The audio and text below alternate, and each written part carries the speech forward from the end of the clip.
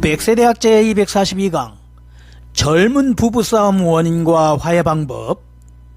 그렇게 알콩달콩한 부부도 싸움 중 한마디로 부부관계가 끝나버리는 경우도 있죠.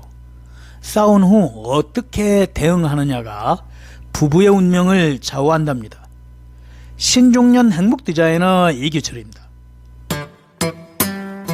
첫 번째, 젊은 부부 싸움의 원인은 하나, 가족, 아이를 대하는 태도의 문제. 파트너가 부모나 아이에게 차가운 태도를 취하거나 심한 말을 하거나 하는 등 상대의 언동이 계기로 싸우는 패턴이죠.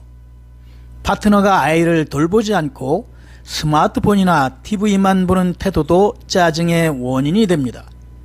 또 자신의 부모나 시부모에게 지원을 받고 있는데도 욕을 하는 등 제멋대로 언동이 눈에 띄어 싸움으로 발전하는 경우도 있습니다. 둘, 육아 방법의 문제. 아이의 훈육 방법이나 교육법 등은 서로가 자라온 환경의 영향이 크고 생각이 다른 것도 많을 것입니다. 그러나 자신의 방법이 옳다고 주장하면 서로 양보하지 못하고 싸움이 될 수도 있어요. 반대로 파트너가 훈육이나 교육에 무관심하고 훈육은 맡길게 등 아무것도 관여하지 않는 경우도 싸움이 됩니다. 셋, 가사나 정리의 문제. 부부 사이에서 어느 한쪽에 가사가 치우쳐 있거나 미리 분담하지 못하면 왜 나만 힘들지? 라고 불만을 느낍니다.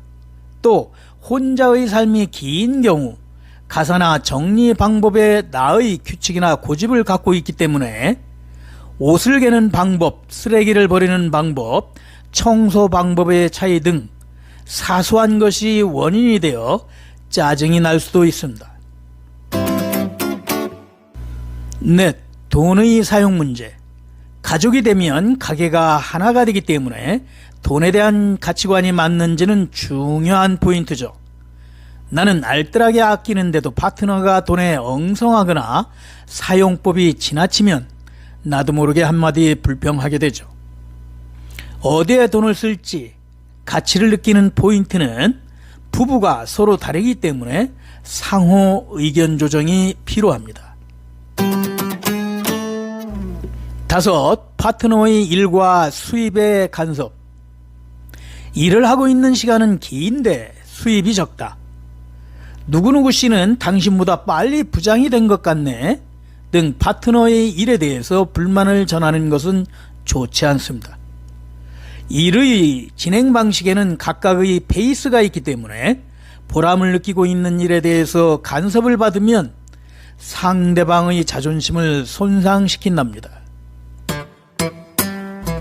여섯, 의사소통 부족. 매일 바쁘게 지내다 보면 평소의 의사소통도 부족하기 쉬워집니다. 일이나 아이 이야기를 하려고 말을 걸어도 귀담아 듣지 않거나 또 파트너가 한 집안일 등에 대해서도 고맙다는 말이 없다면 자신에 대한 배려심이 느껴지지 않고 조금씩 불만이 쌓여간답니다. 일곱, 일상의 사소한 일에 짜증. 상대방의 말투나 태도로 짜증이 나거나 부탁한 결과를 받지 못하는 등 하나하나 작은 것들이 쌓이다 보면 무언가 어긋난 박자로 인해 짜증이 폭발해버리는 경우가 있어요. 평소에는 그냥 지나칠 수 있는 일도 피곤한 날이나 기분이 좋지 않는 날에 불만이 겹치면 싸움으로 발전할 수도 있습니다.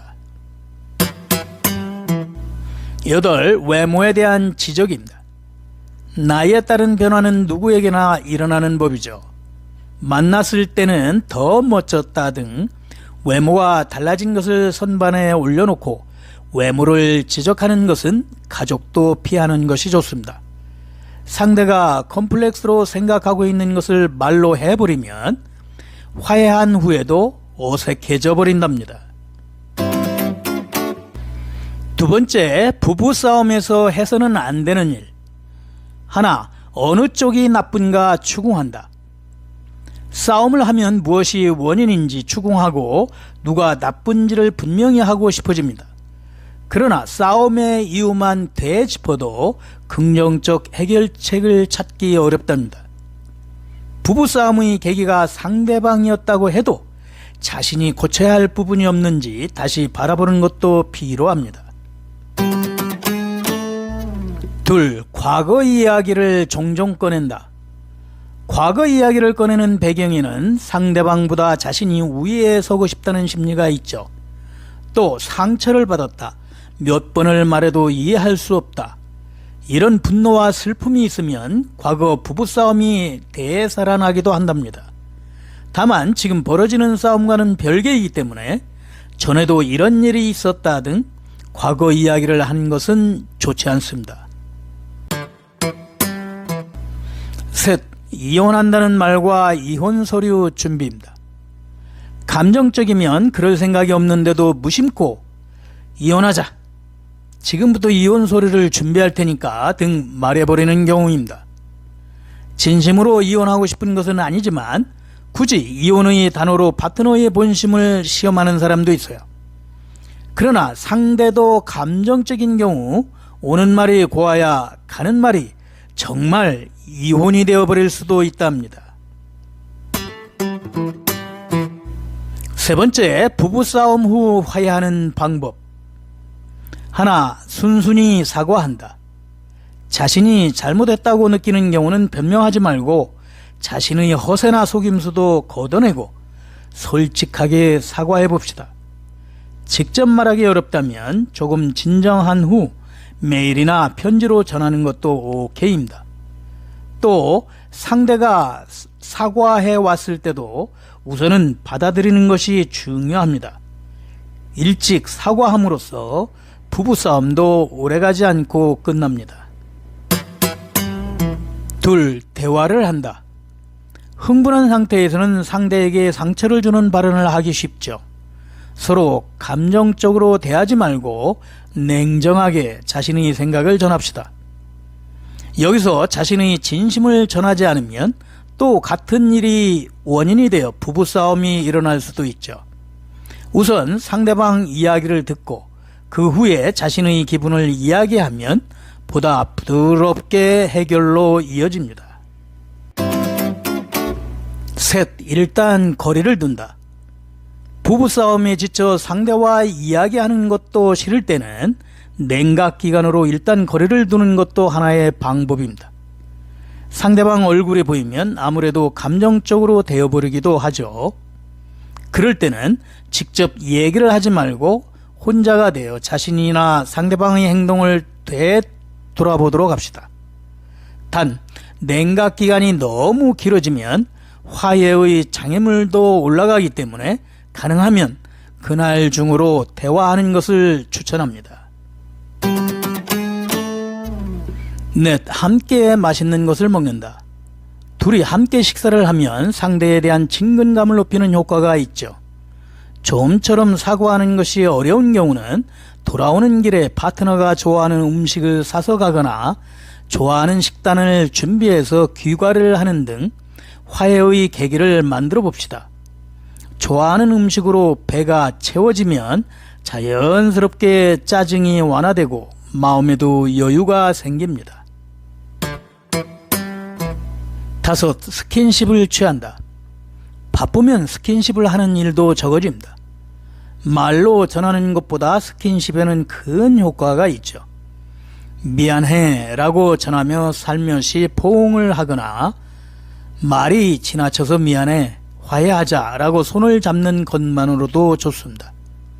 단 스킨십만으로 부족한 경우는 역효과가 날 수 있으므로 주의하길 바랍니다. 여섯, 선물을 한다.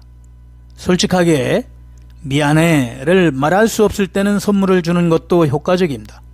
다만 부부싸움 후 몇 시간이 지난 후나 다음날 건네는 것을 추천합니다.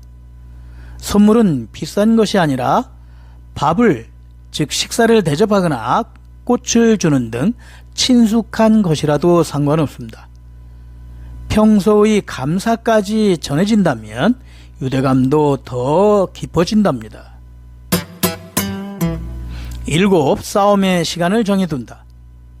부부싸움 후 대화가 잘 되지 않고 길어질 것 같은 경우는 앞으로 10분 등 일단 부부싸움을 매듭짓는 방법도 있습니다. 대화를 하더라도 오늘은 여기까지라고 억지로 중단하고 시간이나 날짜를 정해서 다시 대화의 자리를 만들면 서로 차분한 얘기를 할 수도 있습니다.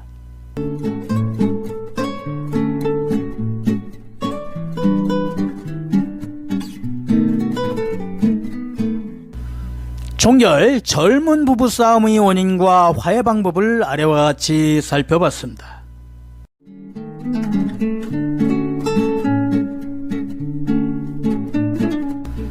건강 100세 멋진 신중년, 다음 100세 대학 기대됩니다.